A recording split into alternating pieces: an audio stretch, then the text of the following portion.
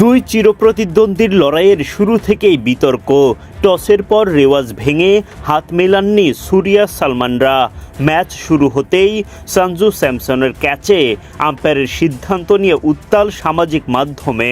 পাকিস্তানি ভক্তদের দাবি, স্যামসনের গ্লাভসে বল আসার আগেই গ্রাউন্ডে স্পর্শ করেছে। ওদিকে এমন ক্যাচে টিভি আম্পায়ারের দেয়া আউটের সিদ্ধান্তে হতবাক ফখর জামান।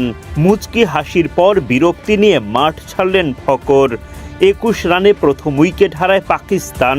পাওয়ার প্লে শেষে দলটির পুঁজি দাঁড়ায় 1 উইকেট হারিয়ে 55 রান। প্রথম উইকেট হারানোর পর পাকিস্তানের হয়ে প্রতিরোধ গড়ে তোলেন সাহিবজাদা ফারহান, তার সঙ্গী সাইম আইয়ুব।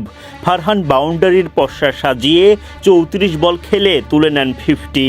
ভারতীয় বোলারদের চাপে ফেলে দেন। 10 ওভার শেষে আর কোনো উইকেট না হারিয়ে পাকিস্তান করে 91 রান।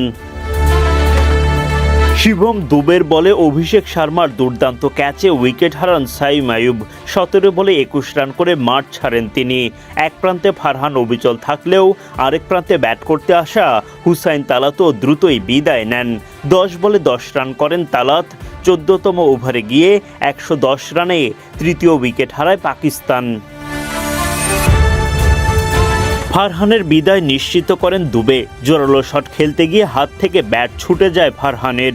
সহজ একটা ক্যাচ নেন সূর্যা কুমার যাদব। 45 বল খেলে 5টি 4 ও 3টে ছক্কায় 58 রান করেন ফারহান।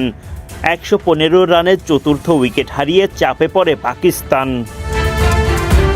সেই চাপ থেকে রেহাই দেওয়ার চেষ্টা চালিয়ে যান সালমান আলী, মোহাম্মদ নওয়াজরা। 21 রান করে নওয়াজ ফিরে যান। শেষ পর্যন্ত লড়াই করে পাকিস্তানিরা চ্যালেঞ্জিং পুঁজির দেখা পান।